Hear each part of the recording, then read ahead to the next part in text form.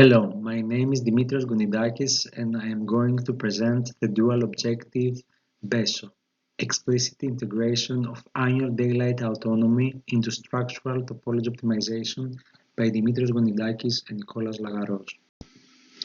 This research investigates the integration of daylight performance analysis with structural topology optimization to develop novel building facade designs that satisfy constraints such as functional lighting needs and structural integrity.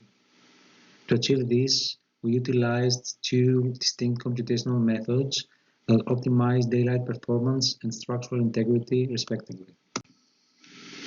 For daylight optimization, we have chosen today an algorithm introduced last year in Autonomy 2024 conference in Jordan. The acronym stands for Topology Optimization for Daylight Analysis.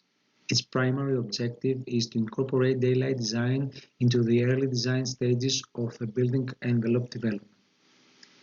The algorithms discretize the geometry into n by n grid of elements and evaluates the daylight autonomy potential of each. Through this process, it calculates the impact and assigns a daylight matrix to each finite element. Its goal is to search the optimal 2D layout that maximizes daylight performance. However, a major drawback of this procedure is that it lacks consideration for structural integrity and manufacturability. On the other hand, structural topology optimization goal is to minimize the volume of a given design domain while finding an optimum layout which offers the maximum stiffness with a minimum volume. Usually, this minimization is around 30 to 40% of the original volume. Two of the most popular topology optimization benchmarks are solid isotropic material with penalization, SIMP, and bidirectional evolutionary structural optimization, B.E.S.O. SIMP, that is the first method that computed topology optimization problems, uses the material interpolation scheme. This scheme affects finite elements' local stiffness through Young modulus and helps decide which are the weaker or stronger elements. This scheme is also compatible with B.E.S.O algorithm.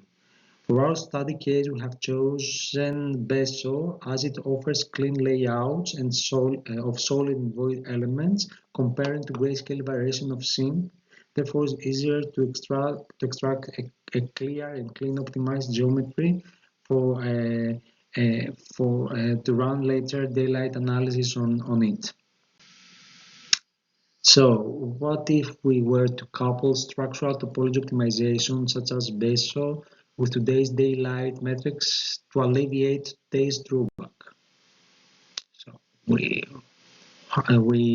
hypothesize that by modifying the interpolation scheme to relate density not only to material properties but also to daylight metrics, we could establish a direct link between an element's structural presence and its daylight impact.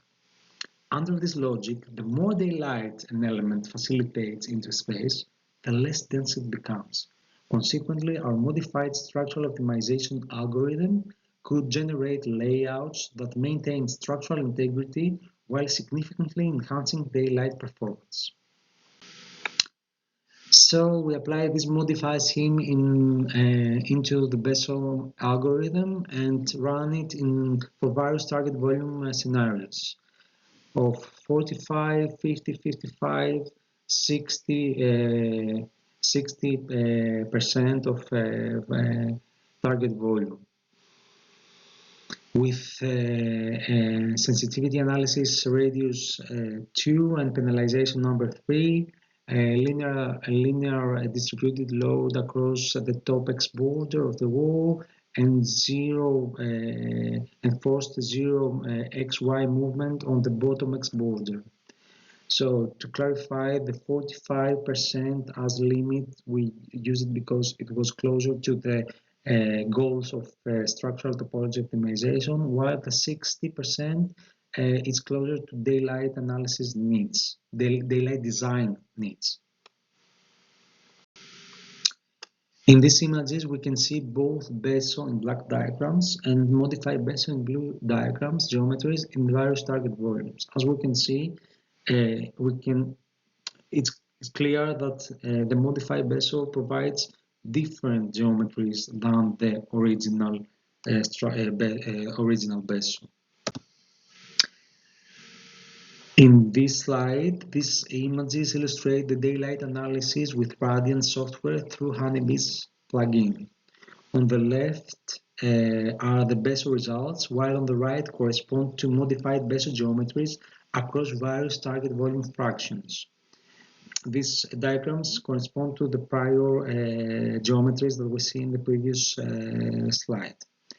As observed, the original B.E.S.O consistently yields results that are 0.05 to 0.07 better to the modified version. And due to the stochastic nature of weather data, also we conducted thin daylight analysis runs for each volume function to ensure statistical reliability. This slide illustrates the results for the 60% volume fraction target. As observed, the previously noted trend of the 0.05 to 0.07% difference between these two methods persists, even at this specific threshold. So, the early results of this study case seem slightly inferior to those of pure structural optimization. While this does not diminish the value of the modified B.E.S.O, further research, additional trials, and more diverse case studies are required to determine whether this is a coincidental result or a generalized trend. Notably, as we can see on the right of this slide, there are two diagrams. On the right is the modified B.E.S.O, on the left is the original B.E.S.O. It's a different, totally different scenario, loading a support scenario with target volume of 60%, and we can see that the modified B.E.S.O provides better results.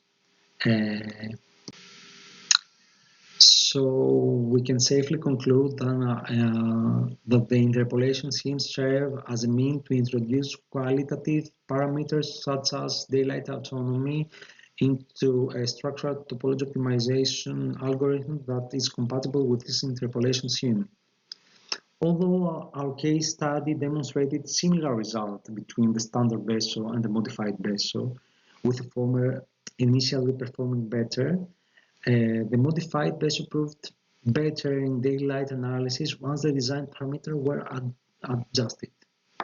Therefore, in future research, it is crucial to examine various design parameters such as material properties, load conditions, support types, and mesh quality.